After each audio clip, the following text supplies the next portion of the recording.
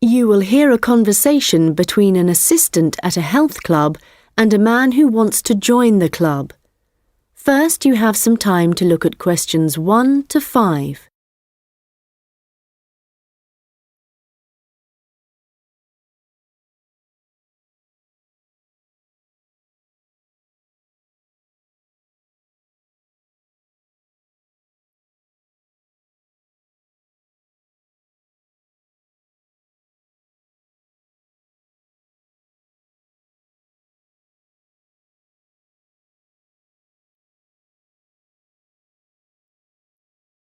Hi, can I help you? Hello. Yes, is your club taking on new members at the moment?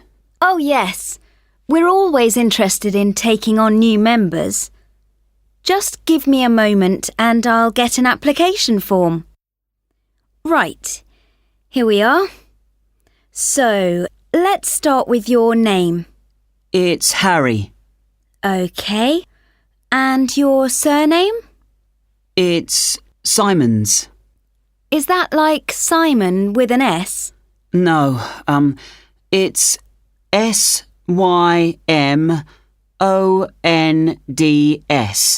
Most people find it rather difficult to spell. I see. It has a silent D. I guess a lot of people miss that. Now, let me see. Can you tell me when you were born? Yes, certainly. The 11th of December. Thanks. And the year? 1996. OK, good. Now, are you thinking of becoming a full-time member? Probably not. What kind of memberships do you have?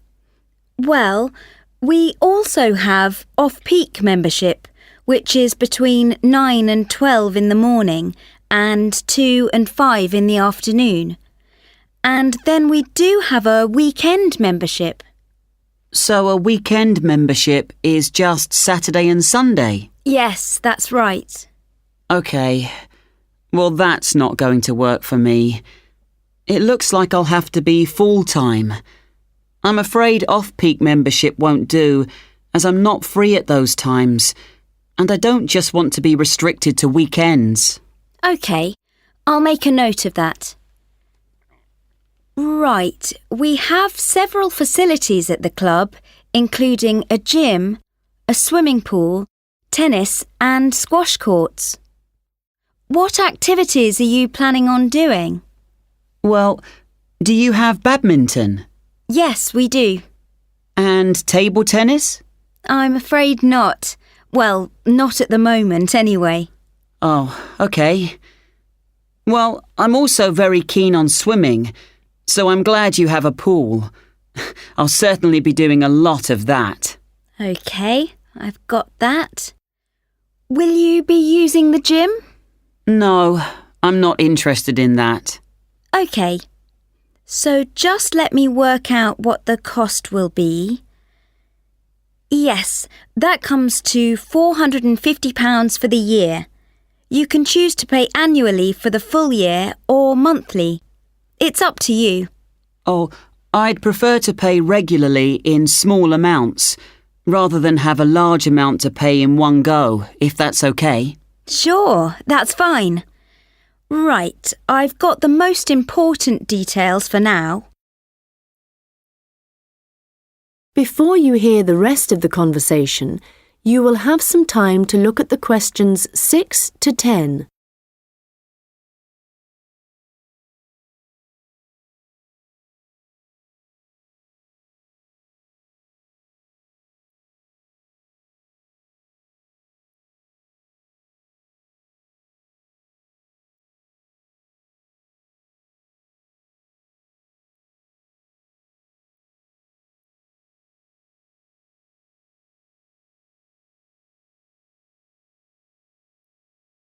Now listen and answer questions 6 to 10. So, I'd just like to ask you a few questions about your lifestyle, if that's OK with you. Yes, that's fine. Do you do any regular exercise at the moment? Yes, I do a bit. Good. And what do you do? Well, every few days I go jogging. Yes, that's good. How long do you go for? Well, it varies. I guess it depends on how energetic I'm feeling. Yes, of course. Every little bit helps. Do you have any injuries at the moment? Well, I did break a bone in my foot playing football a long time ago, but that's all healed up now.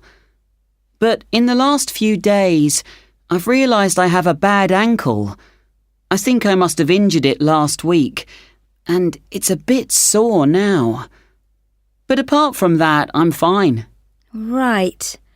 I guess you might need to rest it for a few days to let it recover. Yes, I will. So, let me just ask you what you want to achieve by joining the club. Do you have any targets or goals? Well, I suppose my main aim is to build up my fitness level. Is that the kind of thing you mean? Yes, that's fine. All the activities you're going to be doing should certainly help you with that. OK. And could you tell me what you do for a living? Well, I was a student up until recently. OK.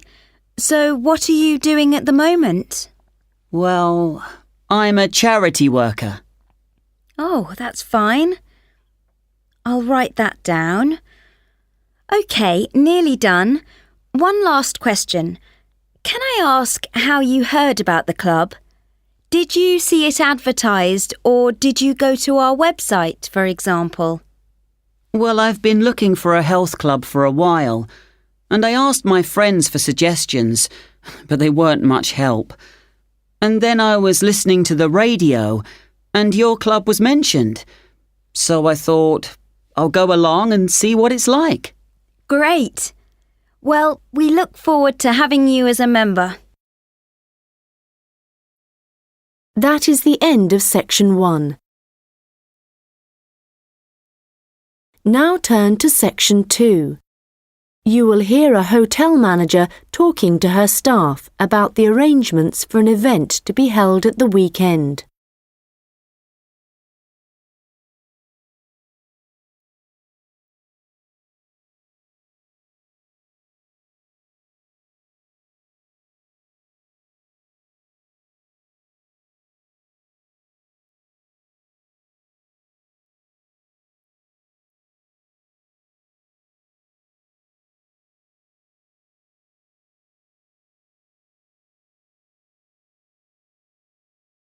Good morning, everyone. I hope you're all feeling okay after the activities of the last week or so. I know you've all been working very hard recently, and we've been exceptionally busy, especially with the wedding last weekend and the trade fair straight after that. And now we have only 3 days to prepare for the birthday party this weekend. The events recently have gone extremely well, and the hotel is beginning to get a very good reputation, so we need to keep it up. At the moment, we don't have exact numbers of guests, and though we usually only cater for groups of less than 50, we will have quite a few more than that. So, as I said, not sure of numbers, but of course we won't go over the maximum of 100. But it's likely that we will need all of you to work this weekend, so if any of you can't, please let me know as soon as possible. Right, so what time will the event start?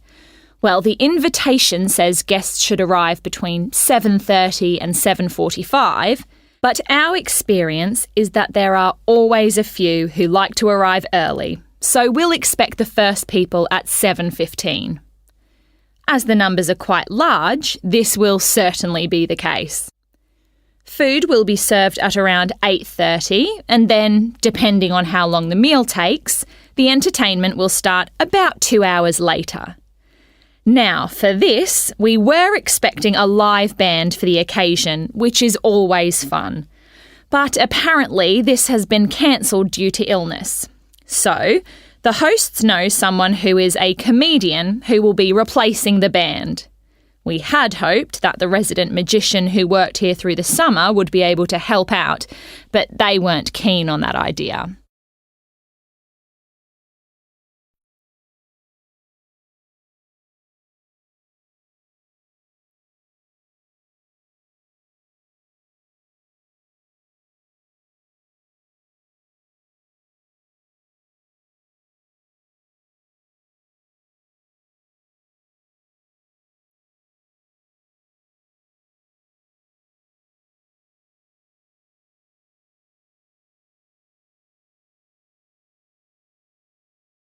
Now listen and answer questions 16 to 20.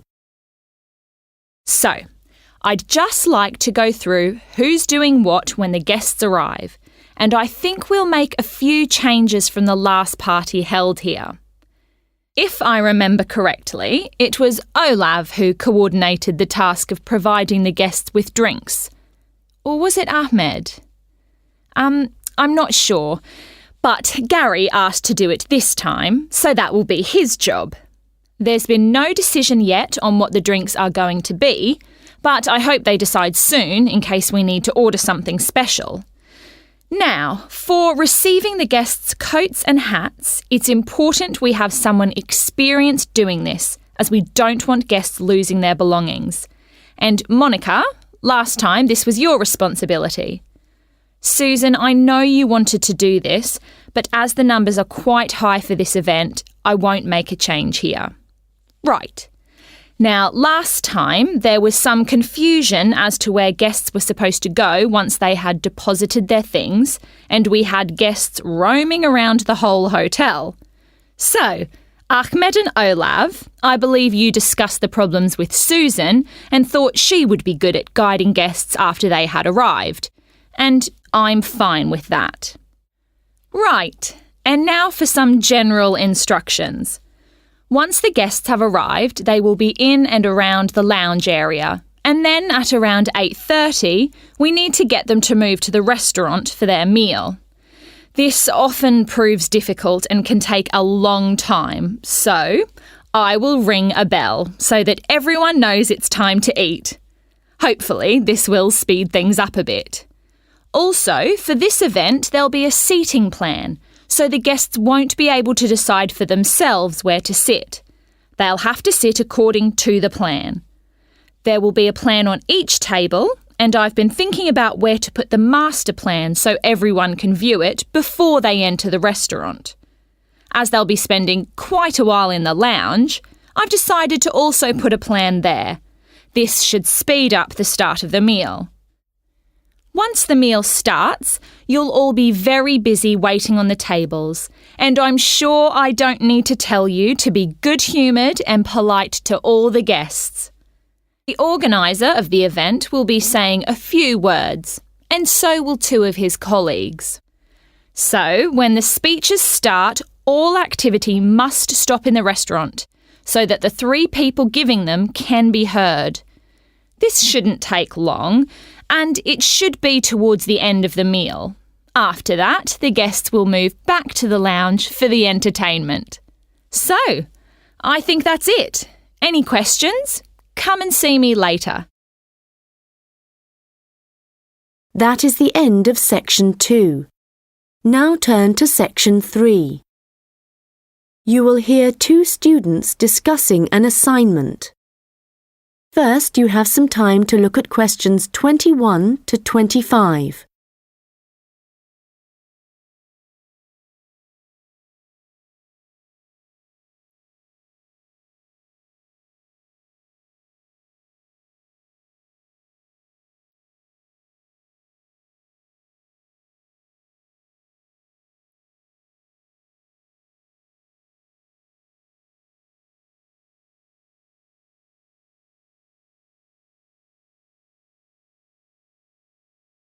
Hi Melanie, what did you think of the assignment that we got today? It looks interesting, doesn't it? Yes, Ellen. I've always been interested in recycling, but there's a lot of research to do. Yes, there are a lot of things I'm unsure of, so it's going to be good working with you. OK.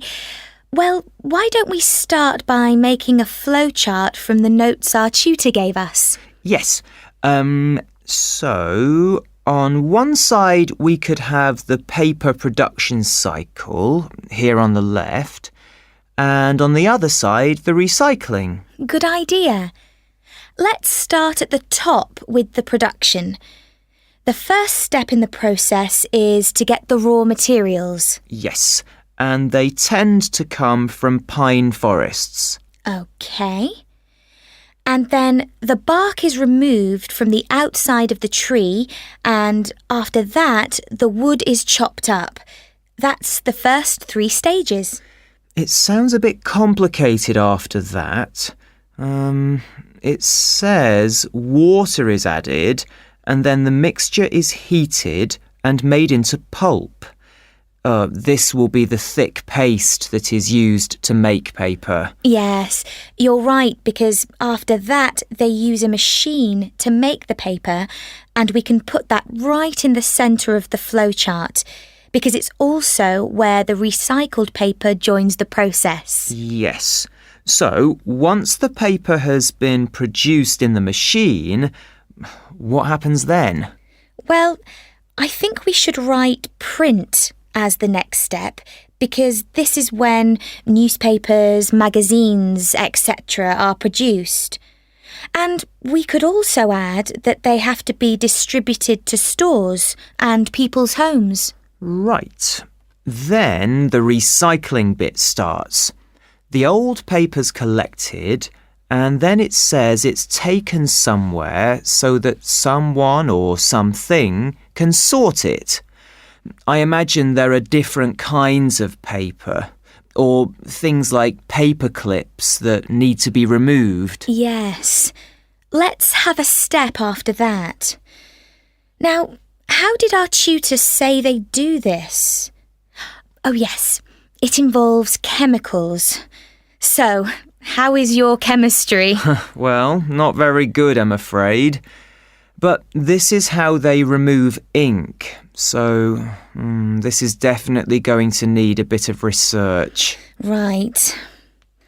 The last step in the recycling section is similar to the last step in the production process, with heating and pulping, before the cycle begins again.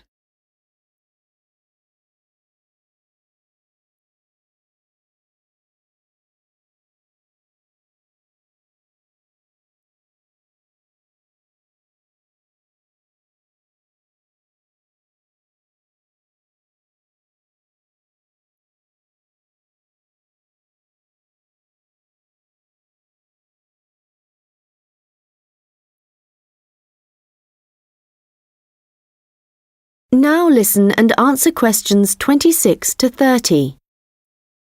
So, I think going through the processes helped. Now we need to decide how we're going to do this assignment. Yes. I guess what we need to do is take the processes and divide them up between us. But we could start thinking about an introduction. Yes, OK. Well, I can start doing that. I think I have enough to go on already. Good. And there are a few areas where we need a lot more information. I think I'll start with something easy. Let's say the paper collection. I could go to the resource centre to do some research. Well, I think a better idea would be to approach someone who's involved in the process. What about contacting the council? Oh, good idea. Yes, I'll do that instead. They're bound to have some information. And I know just the thing to add to our work to make it even more interesting. And what's that? Well, in my last assignment, I added a few pictures, and the feedback I got was that this wasn't academic enough. So what might really bring it to life would be to include some data, provided we can find some. Yes, that sounds excellent. Well, we certainly have a lot to do and not much time to do it in. You're right. I think we have about 5 weeks, so I suggest we create a plan of work today. The end of the month is nearly 3 weeks away, and then we have a few days holiday. Yes, so let's see if we can get the first draft done by then, so we can take a short break. OK. Then after the break, we'll have just over a week to complete it. I wonder if we could get someone to review our work for us a few days before the deadline, so we can make some final changes. What about your friend, Henry? Well, the best person would be our tutor. Henry's very good, but he's taking a whole week's holiday, and there won't be enough time when he returns. OK then, that's fine. That is the end of section 3. Now turn to section 4. You will hear a lecture about hair. First, you have some time to look at questions 31 to 40.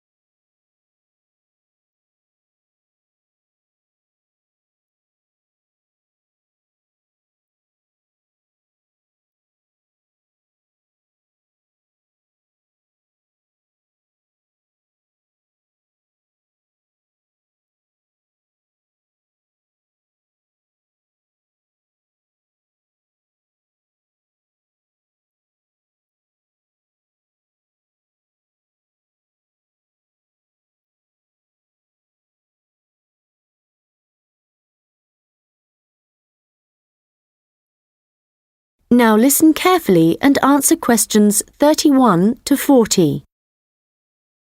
Good morning, and welcome to this lecture on hair, which is a part of the human biology course. This lecture covers a number of facts about hair, its structure, and what can affect the general health of hair. So, first of all, what is hair, and why do we have it? If we look back at our ancestors, we'll see that they had a lot more hair on their bodies than we do now. And there are, or were, 2 main reasons for having hair. One is to provide warmth. But as humans have worn clothes for many years, body hair has significantly reduced. The other is for protection. And again, this isn't as significant as it was once. But hair does still benefit areas of the body, such as the head and around the eyes.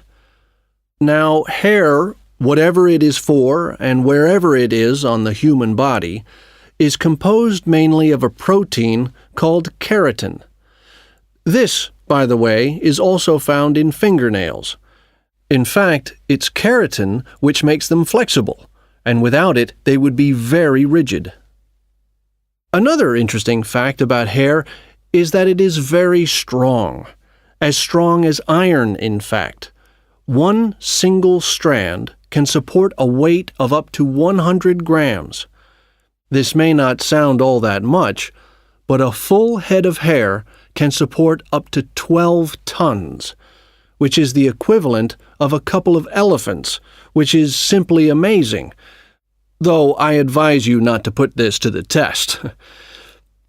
Humans lose up to 100 strands of hair a day, but we do have quite a lot of hair to start with. There's some variation depending on hair color, but for an average adult, the strand count is 100,000, so losing 100 a day is not too bad. Although this is the average, people with red hair have around 80,000 strands, black or brown hair 100,000, and blondes have about 120,000. So, hair used to be important for the reasons I mentioned earlier, but nowadays I'd say the main importance of hair is the fact that it is big business.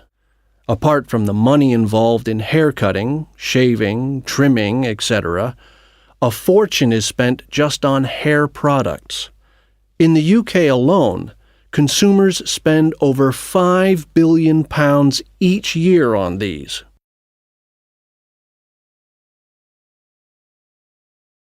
So next, I'd like to just give you a quick overview of the structure of hair.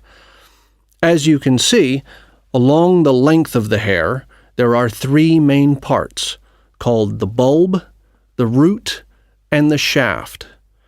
A single hair is fixed at one end below the skin in the bulb. The bulb acts rather like a cap. It encloses the end of the hair in the head. The next part of the hair is the root, and this is the part of the hair which lies just beneath the skin, and, in terms of hair production, is the most important. This can be considered the control center for each strand of hair, and is where the glands are found. These produce oil, which flows along the length of the hair, and the health of the root determines the overall health of the strand of hair. The last part is the shaft, and this is the hair which is above the skin, and is, of course, what we can see. Fortunately, this is not active, and I say fortunately because otherwise it would be very painful to have your hair cut. And finally, I'd just like to go over a few factors that impact on the overall health of hair. Like every other part of the body, our diet, that is, what we eat, is extremely important to the condition of our hair. But whereas a change in your diet to, for example, eating unhealthy foods will soon be noticeable in your skin, changes to your hair will take a lot longer. A change in diet today could take several months to have an effect on your hair. And so, what is the key to healthy hair? Well, eating a balanced diet is the most important thing. There are a number of vitamins that are vital for good hair health. The main ones being vitamins C, D, and E.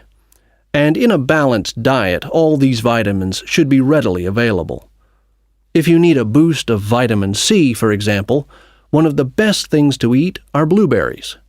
For vitamin D, the best examples are fish, mushrooms, and eggs. And for vitamin E, nuts and seeds.